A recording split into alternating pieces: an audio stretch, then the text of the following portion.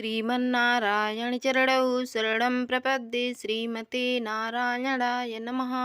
राधे राधे, जय श्री कृष्णा। मित्रों, आप सभी लोग कैसे हैं? आशा करती हूँ हमारे लड्डू गोपाल जी के कृपा से आप सभी लोग स्वस्थ होंगे, मस्त होंगे।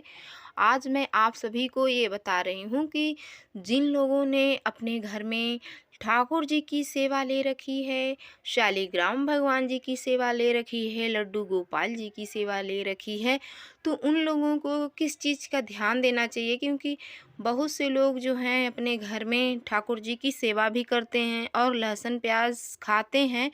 तो चलो, कोई लहसुन प्याज खाना कोई पाप तो नहीं है, लेकिन पाप ये हो जाता है कि लहसुन प्याज का बना हुआ भोग जो भी बनाते हैं, सब्जी या दाल जो भी, तो उसमें अगर लहसुन का प्रयोग रहता है तो उसको भी भगवान जी को भोग लगा देते हैं, तो गलती ये हो जाती है।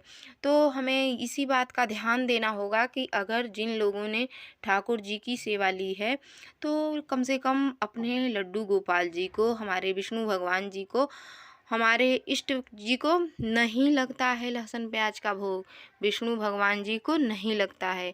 तो इस बात का हमें विशेष ध्यान देना चाहिए कि लहसुन प्याज का भोग हम अपने घर में लड्डू गोपाल जी को भोग में न लगाएं। फिर इन्हें हम भोग में क्या लगाएं? तो भोग में देखिए, हमारे ठाकुर जी को 56 भोग भगवान जी को बनाया जाता है, और भगवान जी के लिए तो हम 56 भोग में से कोई एक व्यंजन, दो, अगर हम कुछ भी न बना पाएँ तो सीजनी फल फ्रूट जो भी है आप भगवान जी को वो अर्पण कर सकते हैं। और क्योंकि हमारे ठाकुर जी को 56 भोग अति अति प्रिय है, तो भगवान जी के लिए, इसीलिए ठाकुर जी के लिए 56 भोग बनाया गया है कि आप अगर न सब कुछ कर पाओ तो 56 भोग में से एक भोग भी भगवान जी को आप अर्पण कर देते हैं, भगवान जी को भोग लगा देते हैं, अपने हाथों से पवा देते हैं, तो भगवान जी इतना ही में तृप्त हो जाते हैं।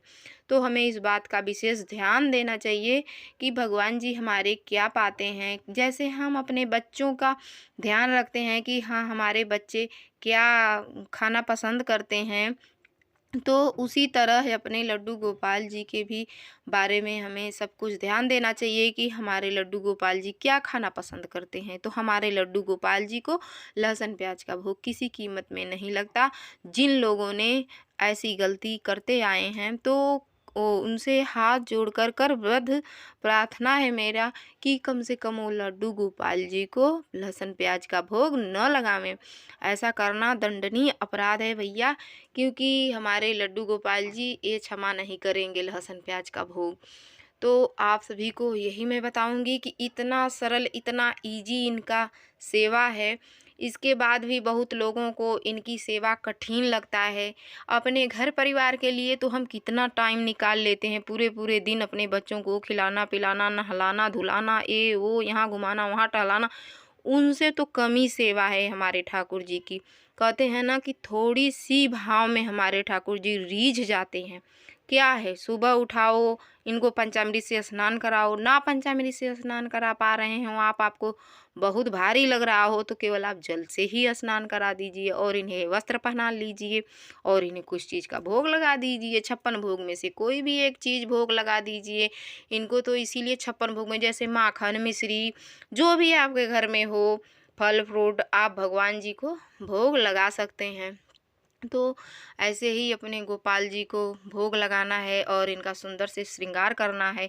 अगर हम भगवान जी के लिए नहीं समय निकाल पाएंगे, भगवान जी से यही कहेंगे प्रभु हमारे इतना काम है, हम भगवान जी के लिए न ध्यान लगा पाएँ, न टाइम निकाल पाएँ, तो भगवान जी भी तो यही कहेंगे कि अगर तुम्हें हमारे लिए नहीं समय है तो हमने तो तुम्हें 24 घंटा दिए हैं, 24 घंटा में से अगर तुम हमारे लिए 10 मिनट 5 मिनट का टाइम नहीं दे सकते तो हम तुम्हारे लिए क्यों टाइम दें।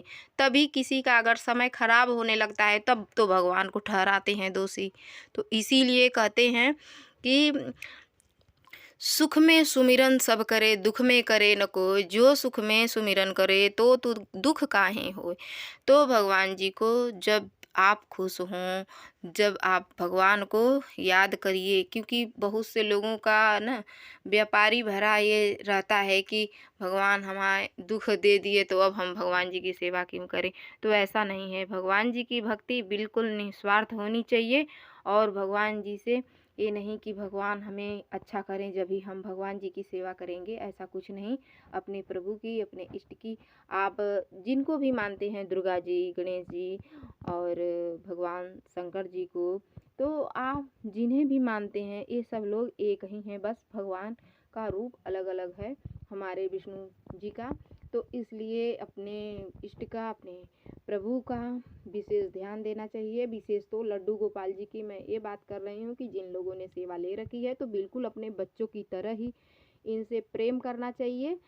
और इन्हें भी टाइम टाइम पे दिन भर में कई बार आप भोग लगा सकते हैं, क्योंकि हमारे ठाकुर जी जो हैं बाल स्वरूप हैं श्री कृष्ण भगवान। तो इनको लहसुन प्याज का भोग न लगाएं, और अगर अपने पा रहे हैं तो बस अपने ही तक पाएं, भगवान जी के लिए दूसरा भोग तैयार करें और ऐसे ही ठाकुर जी की सेवा करें। तो दोस्तों, आप सभी लोगों को एक बात का और ध्यान रखना होगा कि अपने लड्डू गोपाल जी की अगर दिन में वैसे तो 5 बार आरती करनी चाहिए, अगर 5 बार नहीं हो पा रही है तो कम से कम आप सुबह और शाम की आरती ठाकुर जी की ज़रूर से ज़रूर करें। आप श्री कृष्ण भगवान की आरती कर सकते हैं, ओम जय जगदीश हरे की आरती कर सकते हैं। तो आरती करने के उपरांत आप भगवान जी से बोले, हे प्रभु, हमारे पूजा पाठ में जो भी कोई त्रुटियां हो जाए उसे क्षमा करिए प्रभु, और हमारे करुणामयी भगवान शीघ्र ही क्षमा कर देते हैं। तो ऐसे ही अपने लड्डू गोपाल जी की नित्य सेवा करनी चाहिए। तो दोस्तों, आप सभी लोगों को ये हमारी वीडियो कैसी लगी? अगर ये वीडियो आप सभी लोगों के यूज़फुल हो और आप सभी लोगों को और भी तीज त्यौहार का जानकारी लेनी हो तो इस चैनल को, किशन कन्हैया ब्लॉग्स चैनल को सब्सक्राइब करें, लाइक करें, कमेंट में लिखकर जरूर बताएं वीडियो आप सभी लोगों को कैसी लगी। राधे राधे।